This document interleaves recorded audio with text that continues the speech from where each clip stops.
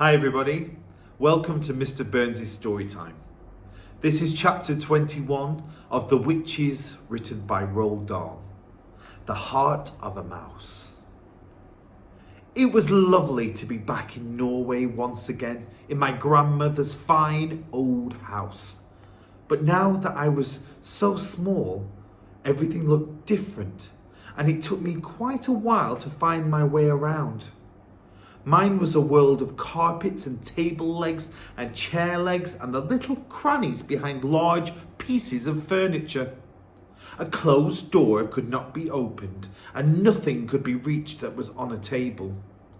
But after a few days, my grandmother began to invent gadgets for me in order to make life a bit easier. She got a carpenter to put together a number of slim, tall step ladders, and she placed one of these against each table in the house so that I could climb up whenever I wanted to. She herself invented a wonderful door opening device made out of wires and springs and pulleys with heavy weights dangling on cords, and soon every door in the house had a door opener on it. All I had to do was to press my front paws onto a tiny wooden platform, and hey presto, a spring would stretch and a weight would drop and the door would swing open.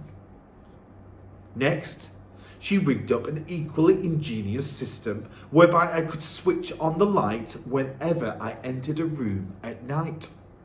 I cannot explain how it worked because I know nothing about electricity, but there was a little button let into the floor near the door in every room in the house. And when I pressed the button gently with one paw, the light would come on. When I pressed it a second time, the light would go off again. My grandmother made me a tiny toothbrush using a matchstick for the handle. And into this she stuck little bits of bristle that she had snipped off one of her hairbrushes. "You must not get any holes in your teeth," she cried. "I can't take a mouse to the dentist. He'd think I was crazy." "It's funny," I said, "but ever since I became a mouse, I've hated the taste of sweets and chocolate, so I don't think I'll get any holes." "You are still going to brush your teeth after every meal," my grandmother said. And I did. For a bathtub, she gave me a silver sugar basin, and I bathed in it every night before going to bed. She allowed no one else into the house, not even a servant to cook. We kept entirely to ourselves, and we were very happy in each other's company.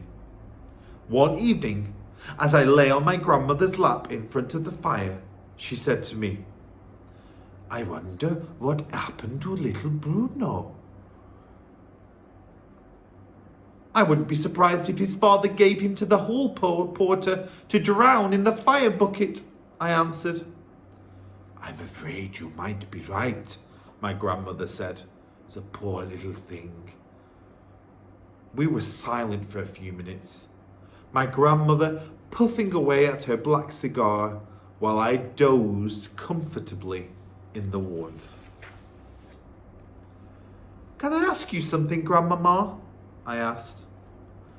"Ask me anything you like, darling." "How long does a mouse live?" "Ah," she said, "I've been waiting for you to ask me that." There was a silence. She sat there smoking away and gazing at the fire. "Well," I said, "how long do we live, us mice?"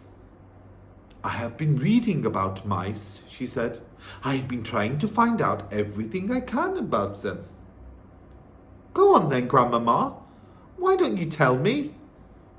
"If you really want to know," she said, "I'm afraid a mouse doesn't live a very long time." "How long?" I asked. "Well, an ordinary mouse only lives for about 3 years," she said. But you are not an ordinary mouse. You are a mouse person, and that is a very different matter. How different? I asked. How long does a mouse person live, Grandmama? Longer, she said. Much longer. A mouse person will almost certainly live for 3 times as long as an ordinary mouse, my grandmother said. About 9 years. Good, I cried. That's great. It's the best news I've ever had. Why do you say that? She asked, surprised. Because I would never want to live longer than you, I said.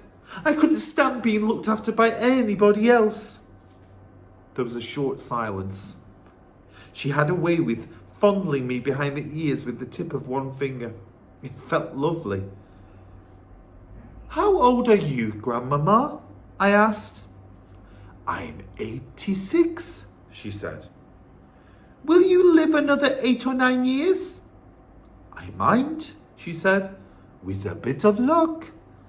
You've got to, I said, because by then I'll be a very old mouse and you'll be a very old grandmother, and soon after that we'll both die together. That would be perfect, she said. I had a little doze after that. I just shut my eyes and thought of nothing and felt at peace with the world. Would you like me to tell you something about yourself that is very interesting? My grandmother said. Yes, please, Grandmama, I said without opening my eyes. I couldn't believe it at first, but apparently it's quite true, she said. What is it? I asked. The heart of a mouse, she said, and that means your heart is beating at a rate of 500 times a minute. Isn't that amazing? That's not possible, I said, opening my eyes wide. It's as true as I'm sitting here, she said. It's a sort of miracle. That's nearly 9 beats every second, I cried, working it out in my head. Correct, she said. Your heart is going so fast it's impossible to hear the separate beats. All one hears is a soft humming sound. She was wearing a lace dress, and the lace kept tickling my nose. I had to rest my head on my front paws. Have you ever heard my heart humming away, Grandmama? I asked her. Often, she said. I hear it when you are lying very close to me on the pillow at night. The two of us remained silent in front of the fire for a long time after that, thinking about these wonderful things. My darling, she said at last, are you sure you don't mind being a mouse for the rest of your life? I don't mind at all, I said. It doesn't matter who you are or what you look like, so long as somebody loves you.